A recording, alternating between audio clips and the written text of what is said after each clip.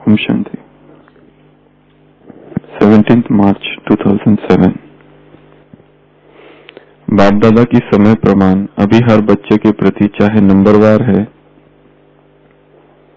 बाप दादा जानते हैं, लेकिन नंबरवार में भी तीव्र पुरुषार्थ सदा रहे, उसकी आवश्यकता है।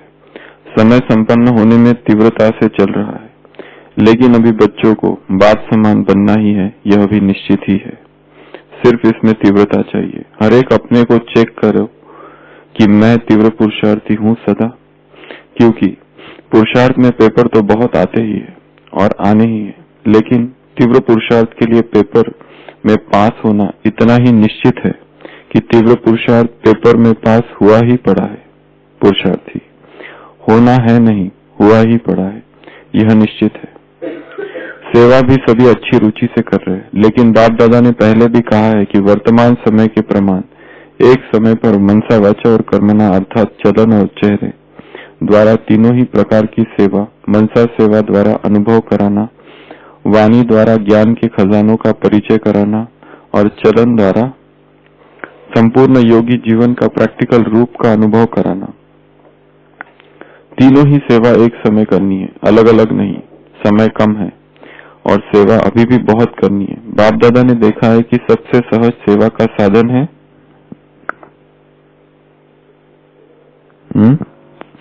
कौन सा? मनसा सेवा। सबसे सहज सेवा का साधन है वृत्ति द्वारा वाइब्रेशन बनाना और वाइब्रेशन द्वारा वायुमंडल बनाना, क्योंकि वृत्ति सबसे तेज साधन है। जैसे साइंस का रॉकेट फास्ट जाता है, वैसे आपकी रूहानी शुभ भावना, शुभ कामना की वृत्ति दृष्टि और सृष्टि को बदल देती है। एक स्थान पर बैठे भी वृत्ति द्वारा सेवा कर सकते हैं। सुनी हुई बात फिर भी भूल सकती है, लेकिन जो वायुमंडल का अनुभव होता है वह भूलता नहीं है। जैसे मधुबन में अनुभव किया है, ब्रह्मा बाप की कर्म भूमि, योग भूमि, चरित्र भूमि का वायुमंडल, अब तक जो भी वायुमंडल का अनुभव करते हैं वह भूलता नहीं है। वायुमंडल का अनुभव दिल में छप जाता है। तो बड़े बड़े वाणी द्वारा प्रोग्राम तो करते ही हो, लेकिन हरेक को अपनी श्रेष्ठ रूहानी वृत्ति से, वाइब्रेशन से वायुमंडल बनाना है। लेकिन वृत्ति रूहानी और शक्तिशाली तब होगी जब स्वयं को रूह समझेंगे। जब निगेटिव नहीं होगा, जब व्यर्थ समाप्त होगा। लेकिन वृत्ति रूहानी और शक्तिशाली तब होगी जब पवित्रता होगी। जब क्या होगा? कल भी पढ़ रहे थे, किसका बुरा वाइब्रेशन बैठ जाता है तो सहज निकलता है। तो आपका सर्व शक्तियों की किरणों का वाइब्रेशन छाप का काम करेगा। वाणी भूल सकती है, लेकिन वाइब्रेशन की छाप सहज नहीं निकलती। अनुभव है ना अनुभव। तो बाबा कह रहे हैं, लेकिन वृत्ति रूहानी और शक्तिशाली तब होगी जब आपके दिल में, मन में किसी के प्रति भी घृणा, नफरत, उल्टी वृत्ति का वाइब्रेशन नहीं होगा। तो मुरली है 17 मार्च 2007 की। 2-3 बातें इसमें बाबा ने कही है। पहले तो बाप दादा की समय प्रमाण अभी हर बच्चे के प्रति चाहे नंबरवार है, बाबा जानते हैं, लेकिन नंबरवार में भी तीव्र पुरुषार्थ सदा रहे, उसकी आवश्यकता है। समय संपन्न होने में तीव्रता से चल रहा है, लेकिन अभी बच्चों को बाप समान बनना ही है, यह भी निश्चित ही है। सिर्फ इसमें तीव्रता चाहिए। हर एक अपने को चेक करे कि मैं तीव्र पुरुषार्थी हूँ सदा, क्योंकि पुरुषार्थ में पेपर तो बहुत आते ही है और आने ही है, लेकिन तीव्र पुरुषार्थी के लिए पेपर में पास होना इतना ही निश्चित है कि तीव्र पुरुषार्थी पेपर में पास हुआ ही पड़ा है, होना ही है नहीं, हुआ ही पड़ा है, यह निश्चित है। तो क्या कह रहे बाबा? पुरुषार्थ में पेपर तो बहुत आते ही है और आने ही है, लेकिन तीव्र पुरुषार्थी के लिए पेपर में पास होना इतना ही निश्चित है कि तीव्र पुरुषार्थी में पेपर में पास हुआ ही पड़ा है। तीव्र पुरुषार्थ में पेपर, साधारण पुरुषार्थ में पेपर नहीं, तीव्र पुरुषार्थ में पेपर। वो कौन से है? सबसे पहला पेपर है शरीर। कितना भी उमंग उत्साह है तीव्र पुरुषार्थ करने का, शरीर ही साथ ना दे तो क्या करेंगे? बीमारी पड़ जाए तो क्या करें? सबसे बड़ा पेपर तो वही शरीर का पेपर। तीव्र पुरुषार्थ में शरीर स्वस्थ होना बहुत आवश्यक है।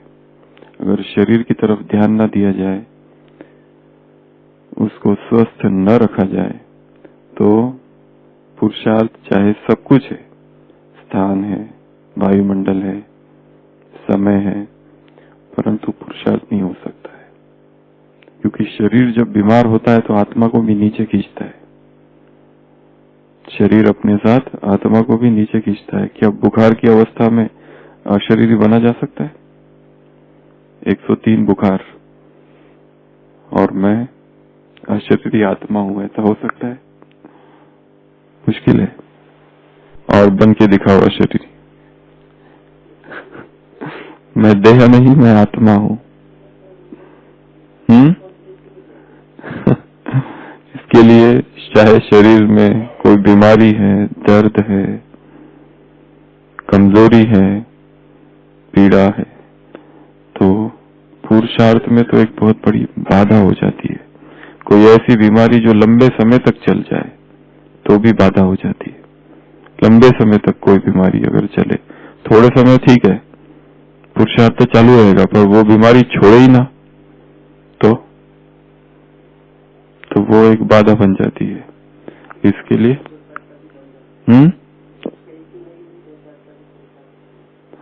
2-4 लोगों का भी ठंडा हो जाएगा। जैसे तीव्र पुरुषार्थ की लहर है, वैसे ठंडे पुरुषार्थ की भी लहर है। ठंडे पुरुषार्थ भी तो फैलता है।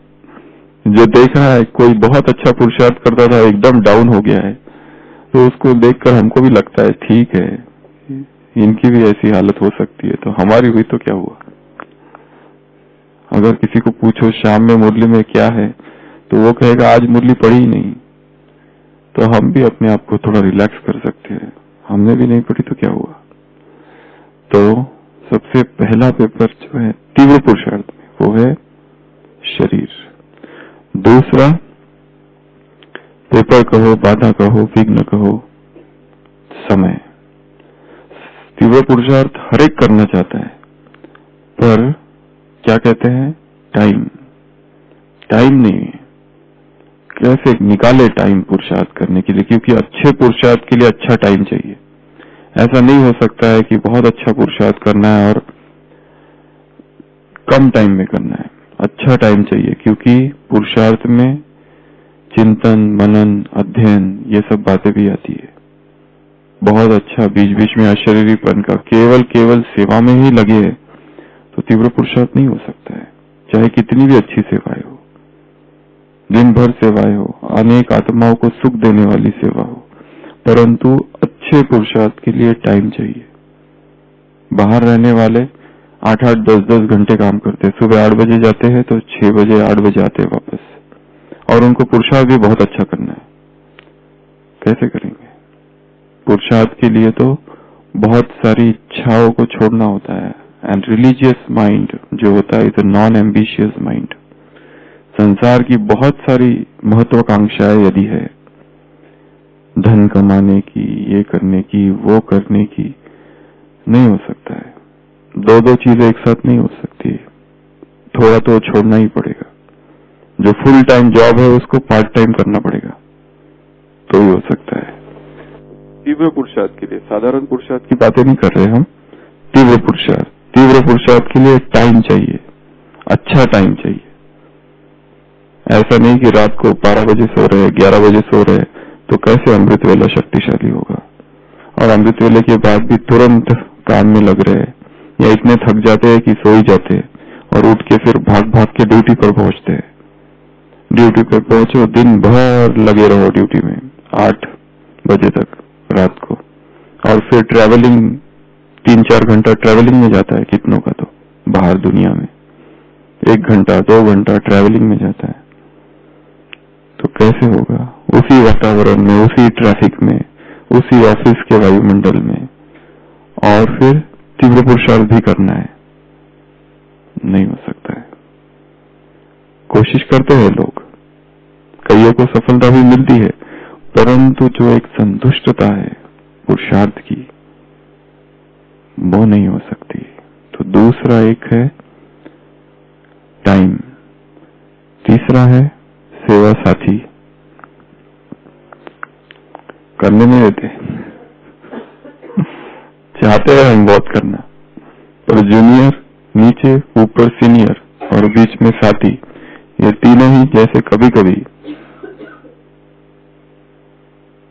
पुरुषार्थ के ही मार्ग में ऐसा लगता है कि ये बाधा है। करना तो है, इस सबके बीच में रहकर ही करना है, परंतु ढूंढना है स्वयं को ही मार्ग। कैसे टाइम निकाले, कैसे इन्हीं साथियों के बीच में सेवा करे, कैसे इसी शरीर में जो भी उसकी बीमारी है, जो भी कमजोरी है या जो भी है, उसके ही बीच में रहते हुए तीव्र पुरुषार्थ करे। ये मार्ग हर एक को अपना निकालना होगा। ये मार्ग किसी क्लास में नहीं मिल सकता है, अपना ही मार्ग खुद निकालना पड़ेगा। कैसे इन्हीं परिस्थिति, क्योंकि हर एक की परिस्थिति अलग अलग है। यहाँ रहने वाले भले सब साथ है, फिर भी हर एक का डिपार्टमेंट, हर एक के सेवा साथी, हर एक का टाइमिंग अलग अलग है। उस टाइम में, उन सेवा साथियों में, उस शरीर की हालत में तीव्र पुरुषार्थ करना। चौथा है डायरेक्शनलेसनेस, दिशाहीनता। करना क्या है उसमें? अब तीव्र पुरुषार्थ करने का बहुत उमंग है, पर क्या करे? मुरलियां पढ़ ली, साकार मुरली पढ़ी, अव्यक्त वाणी पढ़ी, क्लासेस सुने, भटिया की, पर अब करना क्या है? एक सूक्ष्म दिशाहीनता है। कैसे करे, ये एक प्रश्न हमेशा रहता है। बहुत ही सूक्ष्म दिशाहीनता। पता है सभी को क्या करना है, अमृत वेला शक्तिशाली करना है, मुरली का चिंतन करना है, नुमा शाम का योग करना है, बीच बीच में अशरीरी बनना है, ट्रैफिक कंट्रोल करना है, सारी बातें तो पता है, परंतु फिर भी दिशाहीनता, डायरेक्शनलेसनेस। क्योंकि जो बातें कही गई है, जो दिशाएं बताई गई है, वो जनरल है। पर्टिकुलर मेरे लिए क्या है, वो स्वयं को ही ढूंढना पड़ेगा। बताया तो गया ऐसे ऐसे करना है, सबको पता है। ऐसा कुछ भी नहीं है इस ज्ञान का आज की तारीख में कि जो किसी को पता नहीं है। सबने अव्यक्त वाणियां पढ़ी है, सबने क्लासेस सुने हैं। आजकल तो इतना मटेरियल है कि बात मत पूछो ज्ञान का। अभी मुरली पूरी नहीं हुई तो तुरंत उसके प्रश्न तैयार है, प्रश्न नहीं है तो उसके उत्तर भी तैयार, उसके पॉइंट्स भी तैयार, 10 पॉइंट, 15 पॉइंट, 20 पॉइंट, सबको सब पता है। फिर भी सूक्ष्म दिशाहीनता है, एक दिशाहीनता, क्योंकि हर एक को अपनी दिशा खुद निर्धारण करना है, उसका खुद ही ढूंढना है कि मुझे क्या करना है। जनरल में तो ये सब कहा गया है, पर मुझे क्या करना है, मेरी जो परिस्थिति है, मेरा जो डिपार्टमेंट है, मैं जहां बैठता हूं वहां क्या करना है। पांचवा है एक उदासी, डिप्रेशन, सूक्ष्म डिप्रेशन। पुरुषार्थ का करना बहुत है, सब कुछ है, पर हो नहीं रहा है, इस बात की उदासी।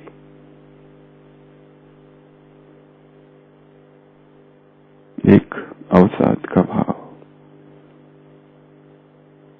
वो डिप्रेशन है ही, बाहर नहीं प्रकट होता है। जैसे बाहर के लोगों को डिप्रेशन होता है वैसा डिप्रेशन नहीं, ये थोड़ा अलग डिप्रेशन है, स्पिरिचुअल डिप्रेशन।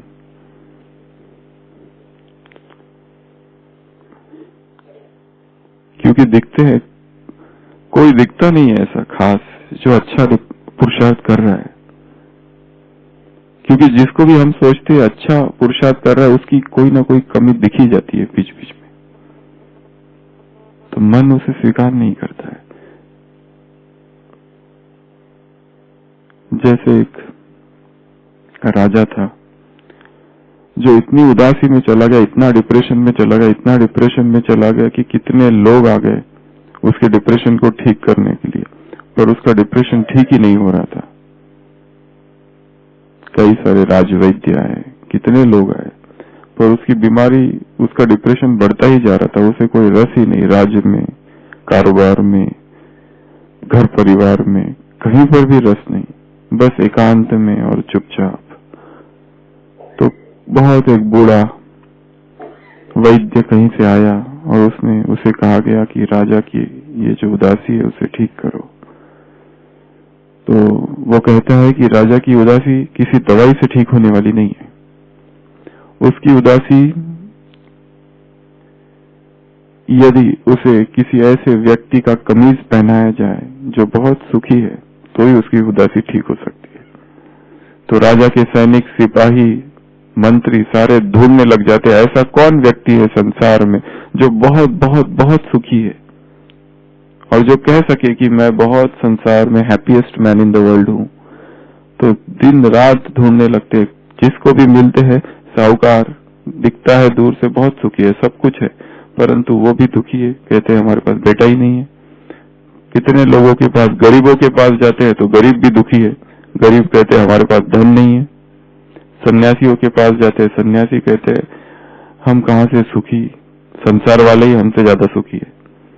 फंस गए बेवजह इस ब्रह्मचर्य के चक्कर में, उससे तो वो ज्यादा सुखी लगते हैं हमको, कहीं नहीं मिलते, कहीं नहीं मिलता है। तो राजा का एक सिपाही कहीं से जा रहा होता है तो उसे एक चरवाहा दिखता है, वो एकदम मस्ती में गीत गाते हुए, डोलते हुए जा रहा है। तो उसको कहते हैं ए सुनो, तो उसे तो ध्यान भी नहीं कौन कह रहा है। क्या कहते हैं कि क्या तुम सुखी हो? तो कहता है मैं तो बहुत सुखी हूँ, इस संसार में मेरे जैसा सुखी व्यक्ति कोई नहीं हो। तुम कहते क्या हो और रहते कहाँ हो? रहने के लिए तो कुछ है नहीं खास, आकाश के नीचे जमीन है, वहीं सोता हूँ, थोड़ी छोटी सी झोपड़ी है, दिन भर गायों को चराता हूँ और जो कुछ मिल जाता है खाता हूँ बस, पर मैं बहुत सुखी हूँ, बहुत सुखी हूँ। वो सिपाही कहते यही है, पकड़ो इसे, पकड़ो। और उसको कहते हैं तुम्हारा कमीज चाहिए। वो कहता है कमीज? कमीज मैंने आज तक पहना ही नहीं। संसार का जो सबसे सुखी व्यक्ति है, राजा को कहा गया था उसका कमीज यदि तुम्हें मिल जाए तो तुम इस अवसाद से, इस बीमारी से, इस उदासी से मुक्त हो जाएंगे। परंतु जो व्यक्ति सबसे सुखी है उसके पास कमीज ही नहीं है।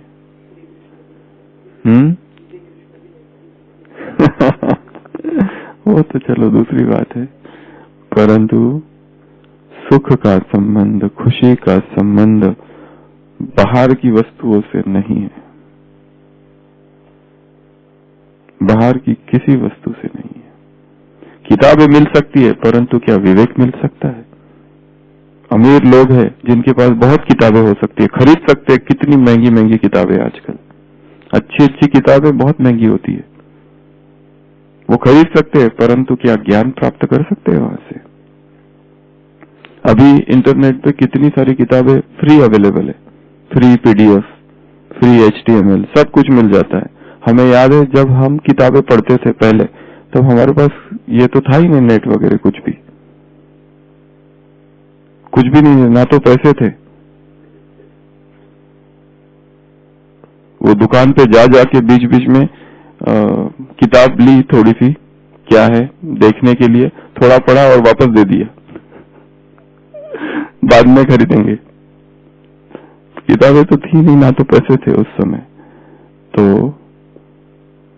वो एक इच्छा ज्ञान को प्राप्त करने की, वो एक अभिप्सा सत्य को जानने की, वो ज्यादा आवश्यकता है, उसकी ज्यादा आवश्यकता है। तो तीव्र पुरुषार्थ के इस मार्ग पे एक सूक्ष्म उदासी, और और यदि हम देखें तो ये उदासी का जन्म हो रहा है कंपैरिजन से। हम कंपेयर कर रहे हैं दूसरों के साथ, हर चीज में वो जो आदत पड़ी हुई है कंपैरिजन की।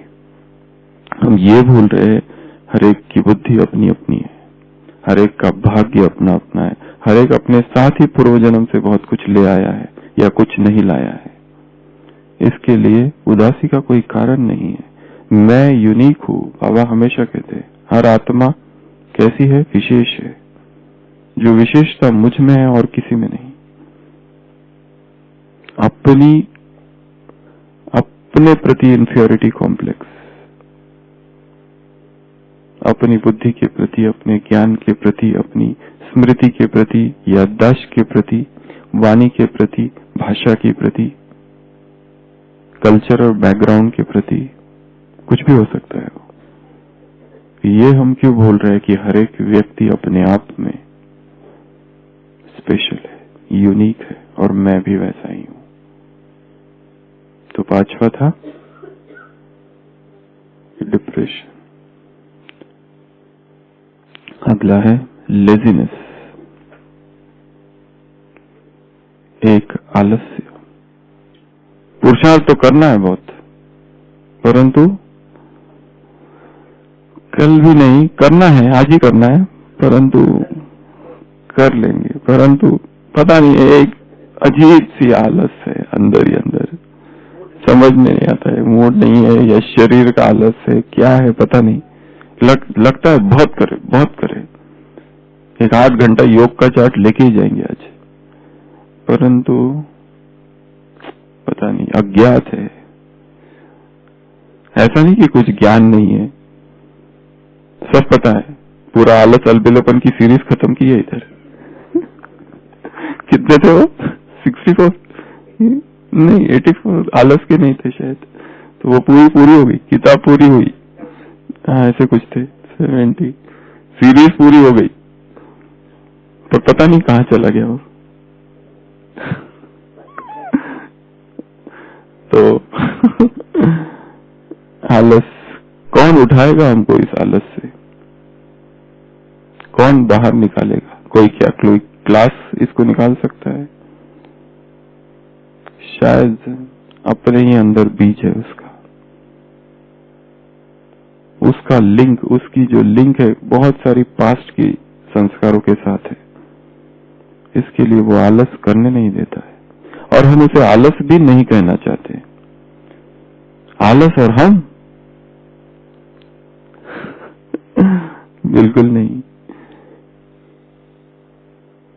7वां है लिमिटेशंस।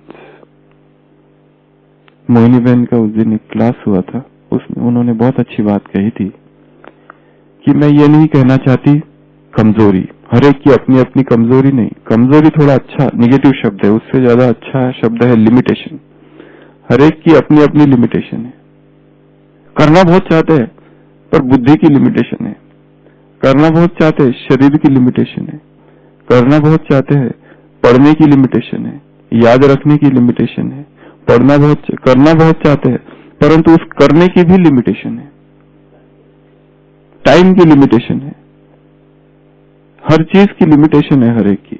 वीकनेस एक शब्द है, एक है लिमिटेशन। हम कहते हैं हर एक की कमजोरी है, उसकी ये बहुत पुरानी कमजोरी है। पूरा कमजोरी कहना निगेटिव शब्द है, अच्छा शब्द है लिमिटेशन है। हर एक ब्राह्मण आत्मा की अपनी अपनी लिमिटेशन है, वो उतना ही कर सकती है, आप नहीं कर सकते जबरदस्ती उसके ऊपर। जबरदस्ती करने जाओ तो टूट जाएगी वो, इसके लिए लिमिटेड है। अपनी लिमिटेशंस को जानना, परंतु उस पर काम भी करना, और उसको अधिक, जैसे कोई सोचता है मैं इतना ही कर सकता हूं, परंतु शायद उसे अवसर ही नहीं दिया गया ज्यादा करने का, इसके लिए वो उतना ही है। हमारे अंदर अनंत शक्तियां भरी हुई है जिनका हमें भी ज्ञान नहीं है। उन शक्तियों का इतनी क्षमताएं हैं हमारे अंदर जो हमने कभी सोची नहीं थी कि हम ये करेंगे। यदि अवसर दिया जाए, समय ऐसा हो, तो वो बीज अंकुरित होगा। वो बीज हमारे अंदर पड़ा हुआ है महानता का, पर शायद हम ही अनभिज्ञ है उससे। तो क्या कहा बाबा ने? तीव्र पुरुषार्थ में पेपर तो आएंगे। पहला कहा शरीर, दूसरा कहा समय, तीसरा कहा साथी कहो या आत्माएं कहो दूसरी, चौथा एक डायरेक्शन लेसनेस। उस डायरेक्शन लेसनेस को डायरेक्शन में परिवर्तन करना है। डायरेक्शन ओरिएंटेड जीवन हो, एक दिशा हो, और हर एक का अपना अपना डायरेक्शन हो सकता है। ऐसा नहीं कि सबका एक ही डायरेक्शन है, बाप समान बनना, ये तो बहुत ऊंची बात है। अभी ये कमी है, यहाँ भटकाव है, इससे बाहर निकलना है। वो भटकाव साइंस के साधनों का भी हो सकता है। तो मेरा पुरुषार्थ बाकी सब नहीं होगा, इससे बाहर निकलना होगा केवल। वो कोई भी हो सकता है, फिर सोशल मीडिया से लेकर कुछ भी, उसमें ही बहुत अधिक चले गए, उससे बाहर आना। अगला है डिप्रेशन।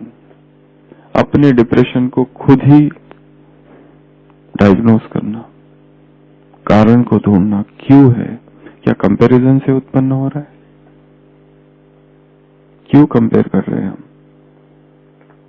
हर एक आत्मा जो है, अगर हम देखें तो इतनी कॉम्प्लेक्स है, इतनी जटिल है, इतने सारे उसके बचपन से अब तक के अनुभव, ज्ञानी जीवन के भी अनुभव, कि जो वो सामने से दिख रही है वास्तव में उतनी वो है नहीं।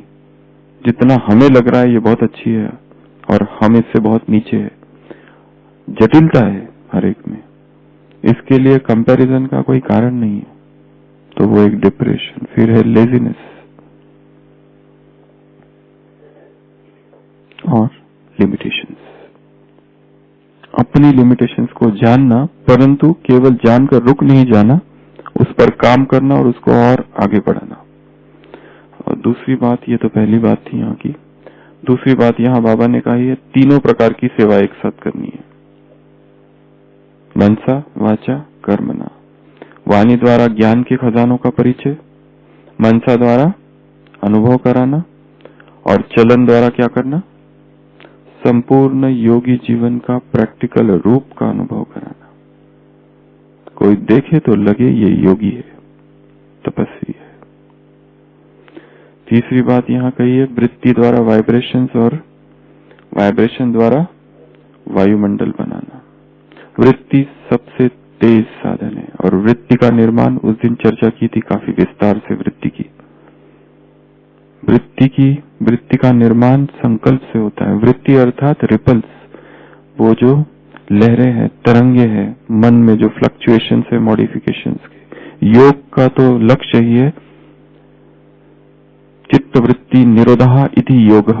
योग अर्थात चित्त की ये जो मॉडिफिकेशन है, जो तरंगे उत्पन्न हो ही रहे, उसको कम कर देना, रोक देना, इसका निरोध कर देना।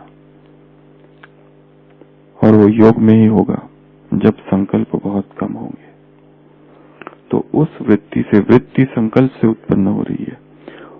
और यह गुणों का जो आधार है, सतो रजो तमो, कहां पर हमारे अंदर ज्यादा है, कौन से गुण ज्यादा है, उसी आधार से वृत्ति का निर्माण। तो बाबा कह रहे हैं वृत्ति से क्या होता है? वाइब्रेशंस, और वाइब्रेशन से वायुमंडल। और लास्ट में जो एक बात यहाँ कही है कि लेकिन हर एक को अपनी श्रेष्ठ रूहानी वृत्ति से, वाइब्रेशन से वायुमंडल बनाना है। लेकिन वृत्ति रूहानी और शक्तिशाली तब होगी जब आपके दिल में, मन में किसी के प्रति भी उल्टी वृत्ति का वाइब्रेशन ना होगा। वृत्ति हमारे अंदर, हमने जैसे कल भी चर्चा कर रहे थे, आत्माओं के प्रति उल्टे वाइब्रेशन भरे पड़े हैं। बहुत सारी आत्माओं की, किसी की एक कमी देख ली हमने, कुछ कहानी, उसने भी कुछ कहानी हमने देखा, और वो सीधा सबकॉन्शियस में छाप पड़ गई है उसकी। और फिर उस छाप की, वो जो इनविजिबल है, अदृश्य है, वो शब्दों द्वारा प्रकट होता है। जब भी समय मिला, अवसर मिला, तब वो शब्द कैसे आ गए हमें ही आश्चर्य लगता है। परंतु उस निराकार का संबंध, उस साकार शब्द का संबंध उस निराकार भावना से। वो निराकार इनविजिबल भावना ही शब्द का रूप धारण करती है। इसके लिए क्या इंप्रेशन पड़ रहे हैं आत्माओं के, उसके ऊपर ध्यान देना है।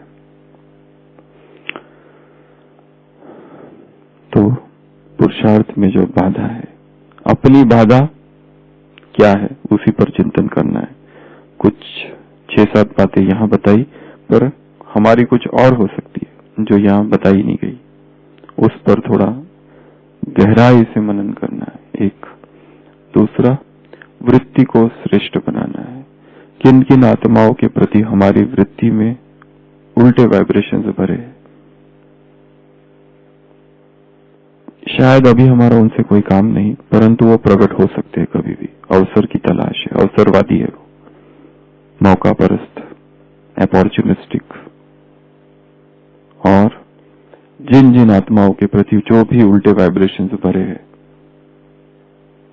जरूरी नहीं है उनके पास जाए, अपने ही मन में उसके ऊपर काम करना है। अपने ही मन में थोड़ा सा डायरेक्शन चेंज करने की जरूरत है बस। एक बार ऐसा होता है, एक भिखारी भीख मांगते रहता है, बहुत भीड़ वाली सड़क पर, कोई भी उसे भीख नहीं दे रहा है, कोई भी नहीं, वो अंधा होता है, उसे दिखाई नहीं देता है और वो भीख मांग रहा है। कितने लोग आ रहे जा रहे, किसी का ध्यान ही नहीं उसकी तरफ। एक एडवर्टाइजिंग एजेंट जो होता है ना, जो एडवर्टाइजिंग एजेंट्स होते हैं, वो देखता है, उसे बड़ी दया आती है उसके ऊपर। वो कहता है बेचारे गरीब को, अंधा है, कोई भी उसको भीख नहीं दे रहा है, तो वो एक सामने तख्ती लगा देता है, उसके भीख जो होता है अंधा, उसका जो कटोरा होता है उसके सामने कुछ लिखता है और रख देता है। और थोड़ी देर के बाद शाम तक इतना भर जाता है वो, तो वो अंधा उसको पूछता है आपने ऐसा क्या? वो कहता है, उसको पता चल जाता है उसने वहां रखा है कुछ। वो उस व्यक्ति को पूछना है तुमने क्या रखा? तो क्या रखा होगा?